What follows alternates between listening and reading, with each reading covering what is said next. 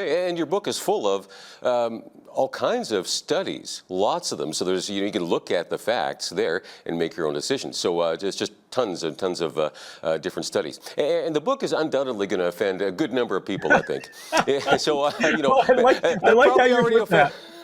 They might be offended even for the first few minutes of this interview. I don't know, but in fact, you're wondering if it may result in prosecution coming your way if Bill C-9, our Combating Hate Act here in Canada, gets passed by the Senate, which, it looks like it probably will. Yeah, okay, so for people who don't know about C-9, C-9 is this new Combating Hate Act, as you mentioned, and it is actually going to remove the protections that Christians and others have that they can quote scripture to make an argument. It's going to remove that. And I make a lot of arguments based on Christian doctrine. Now, I'm always backing it up with the empirical evidence. But as you say, I'm going to offend people because while I talk about the winner in terms of what worldview will get you furthest in terms of individual flourishing and societal flourishing, I also talk about the losers. And they're not going to be happy about that.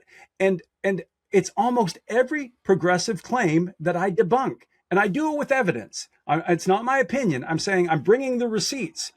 So in this post-C9 world, people could get very angry at me and say, we got to shut this guy down. And I hope that doesn't happen because I am making a respectful argument. I'm making a truthful argument. But that doesn't seem to be something that can protect you anymore. Yeah, it'll be very interesting to see what happens with Bill C-9. Again, now that religious exemption has been removed. I mean, I know Sean Fraser, our Justice Minister here, saying, "Oh no, your rights are still protected under the Charter."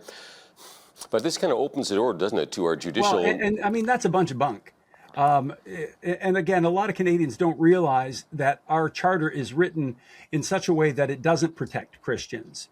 So Section 15B of our charter is this interesting little clause that says people can be discriminated against from the majority population. So the majority population, as it's written in the Constitution, are people like Christians, white people, men. So any kind of discrimination against Christians, heterosexuals, whites, it's legal in Canada under 15B.